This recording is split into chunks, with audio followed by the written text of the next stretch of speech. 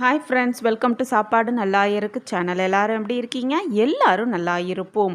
நம்ம சேனலை என்ன சப்ஸ்கிரைப் பண்ணாதவங்க போய் சப்ஸ்கிரைப் பண்ணிட்டு வந்துடுங்க. இன்றைக்கி சூப்பரான ஒரு பிரேக்ஃபாஸ்ட் ரெசிபி பார்க்கலாம். வாங்க வீடியோக்குள்ளே போகலாம்.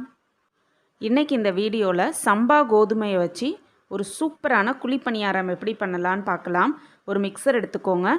அதில் 1 கப் சம்பா கோதுமையை நல்லா ஒரு பவுடராக அரைச்சி எடுத்துக்கலாம். இப்போது ஒரு ஃபைன் பவுடராக அரைச்சி எடுத்தாச்சு. இப்போ நம்மளோட சம்பா கோதுமை பவுடர் ரெடியாக இருக்குது. இதுக்கு தேவையான வெஜிடபிள்ஸை வதக்கி எடுத்துக்கலாம். ஒரு கடாயை எடுத்துக்கோங்க. அதில் 2 ஸ்பூன் ஆயில் விட்டுக்கோங்க. ஆயில் நல்லா ஹீட் ஆன பிறகு 1 ஸ்பூன் கடுகும் 1 ஸ்பூன் உளுத்தம் பருப்பும் போட்டு நல்லா பொன்னிறம் ஆகிற வரைக்கும் ஃப்ரை பண்ணி எடுத்துக்கலாம். டெய்லி பிரேக்ஃபாஸ்ட்டுக்கு இட்லி தோசைன்னு செஞ்சுக்கிட்டு இருந்தால் ரொம்பவே போர் அடிக்கும்.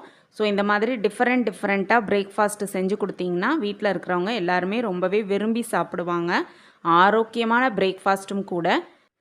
இப்போது கடுகும் உளுந்தும் நல்லா ஃப்ரை ஆன பிறகு 1 ஸ்பூன் ஜீரகம் போட்டு ஜீரகமும் நல்லா பொரியிற வரைக்கும் நல்லா மிக்ஸ் பண்ணிக்கோங்க.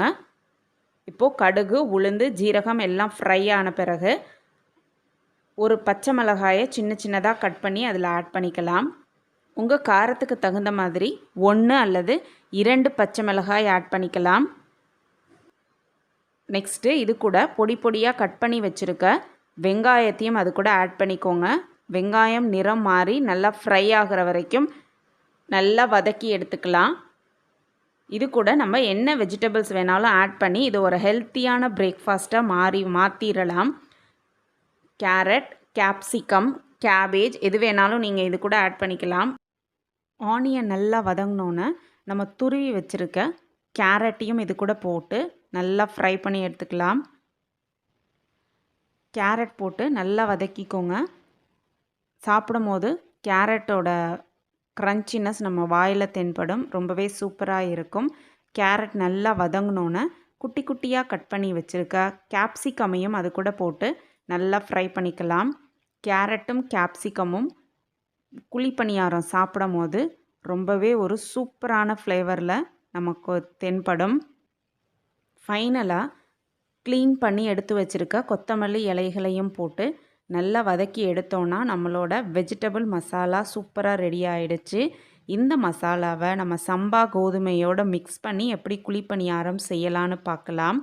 ஒரு பவுல் எடுத்துக்கோங்க. அதில் பவுடர் பண்ணி வச்சுருக்கோம்ல சம்பா கோதுமை மாவு, அந்த பவுடரை அது கூட ஆட் பண்ணிக்கோங்க. நெக்ஸ்ட்டு இந்த குழிப்பணியாரத்துக்கு தேவையான உப்பையும் அது கூட போட்டு நெக்ஸ்ட்டு நம்ம வதக்கி வச்சுருக்கோம்ல வெஜிடபிள் மசாலா, அதையும் அது கூட ஆட் பண்ணிக்கோங்க.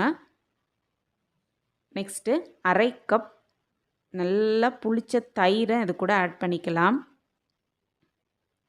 ஆட் பண்ணி எல்லா பொருட்களும் ஒன்றோட ஒன்று நல்லா கலக்கிற மாதிரி ஒரு ஸ்பூன் வச்சு நல்லா மிக்ஸ் பண்ணிக்கோங்க.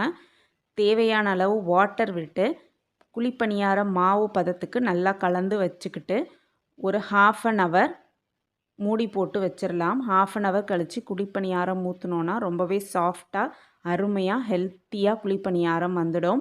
இப்போது 1/2 hour ஆயிடுச்சு. நம்ம மாவு சூப்பராக ரெடி ஆயிடுச்சு. குழிப்பணியார சட்டியையும் அடுப்பில் வச்சாச்சு. எல்லா குழியிலையும் ஒரு ஸ்பூன் ஆயில் விட்டுக்கோங்க. குழந்தைங்க சாப்பிட்றதா இருந்தால் நெய் கூட நீங்கள் யூஸ் பண்ணிக்கலாம். ரொம்பவே சூப்பரான ஹெல்த்தியான ஒரு பிரேக்ஃபாஸ்ட். இப்போது ஆயில் விட்டாச்சு.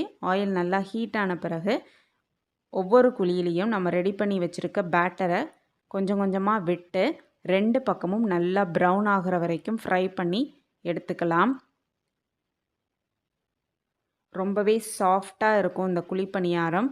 சம்பா கோதுமையில் கஞ்சி உப்புமாவே செஞ்சு போர் அடிக்கிறவங்களுக்கு இந்த மாதிரி டிஃப்ரெண்ட்டான ஒரு பிரேக்ஃபாஸ்ட் ரெசிபி, அதுவும் குழிப்பணியாரம் செஞ்சு சாப்பிட்டு பாருங்கள். வீட்டில் இருக்கிற எல்லாருமே அசந்தே போயிடுவாங்க. இப்போ நம்ம குழிப்பணியாரம் ஒரு சைடு நல்லா வெந்து ப்ரௌன் கலர் ஆயிடுச்சு.